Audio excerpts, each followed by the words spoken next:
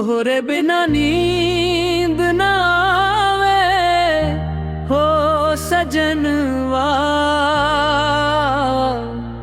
रात भर जागिले मनवा। चांद भी लागे सूना सूना जब तू ना रहज अंगनवा। तोहरे बिना नींद ना आवे हो सजनवा, तोहरे बिना नींद ना आवे हो सजनवा। गोरिया तो हर हंसिया चमके जैसे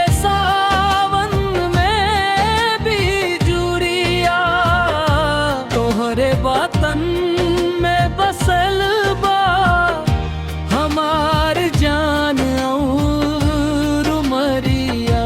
दिलवा के धड़कन बढ़ जाला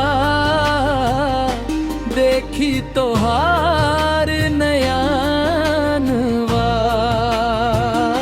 तोहरे बिना नींद ना आवे हो सजनवा।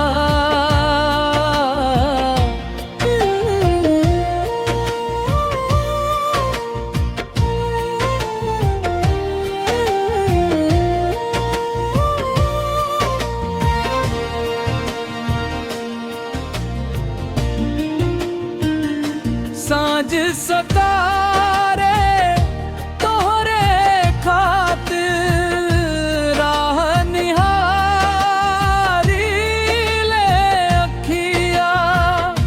मोबाइलवा पर फोटो देखी कटेला दिन और रतिया। सपना में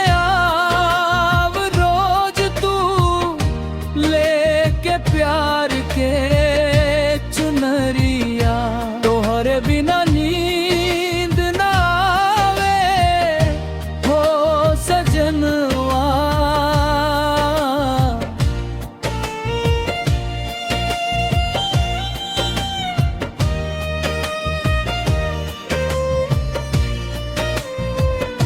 गाँव के गलियन याद दिलावे तोहरे संग बितल पलवा।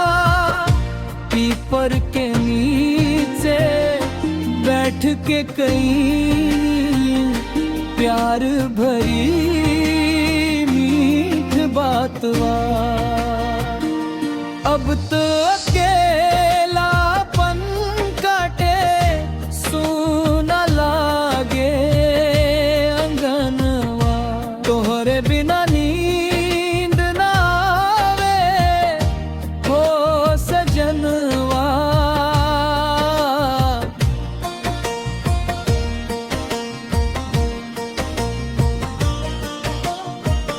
समाप्ति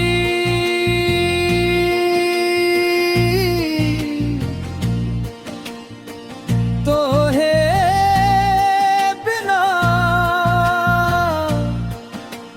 सुना लागे ई दुनिया जहनवा।